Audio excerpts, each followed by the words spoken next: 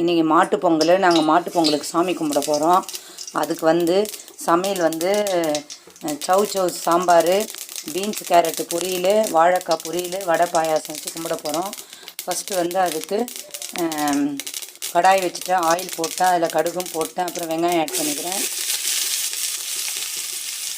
வெங்காயம் ஆட் பண்ணி கொஞ்சம் உப்பு ஆட் பண்ணி வதக்கலாம்.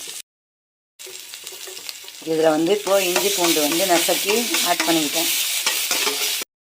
இஞ்சி பூண்டு நல்லா வதங்கிடுச்சு.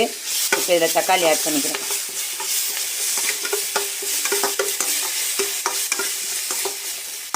தக்காளி நல்லா வதங்கிடுச்சு. இப்போ இதில் வாழைக்காய் ஆட் பண்ணிட்டேன்.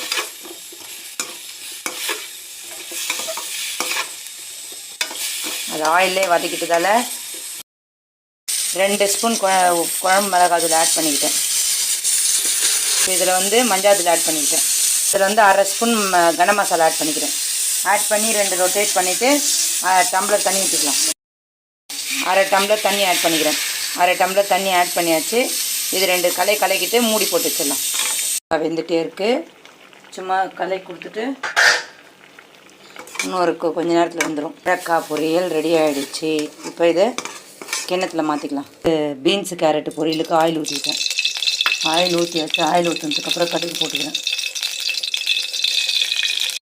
வந்து கடலைப்பருப்பு 1 ஸ்பூனு,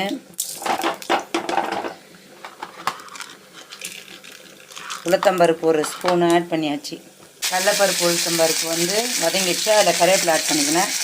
கருவேப்பிலை ஆட் பண்ணோன்னே இதில் பீன்ஸ் கேரட் ஆட் பண்ணிக்கலாம். ஆட் பண்ணியாச்சு. இப்போ இதை வந்து நல்லா வதக்கலாம். ஆயிலில் வதக்கிட்டு தேவையான கல்லுப்பு ஆட் பண்ணிக்கலாம். கல்லுப்பு இதில் வந்து கல்லுப்பு ஆட் பண்ணியாச்சு. பீன்ஸு கேரட்டு ஆயிலே வதங்கிடுச்சு. இப்போ அதை மூடி போட்டு மூடி வச்சிடலாம். வதங்கிடுச்சு. அதில் வந்து 1/2 டம்ளர் தண்ணி ஆட் பண்ணிக்கிறேன். ஆட் பண்ணி எல்லாத்தையும் கலக்கி விட்டு மஞ்சள் தூள் ஆட் பண்ணிட்டேன். இதெல்லாம் கலக்கி விட்டு மூடி போட்டு மூடி வச்சிட்டா பீன்ஸ் கேரட்டு பொரியல் ரெடி ஆகிடும். பீன்ஸ் நல்லா வெந்துடுச்சு.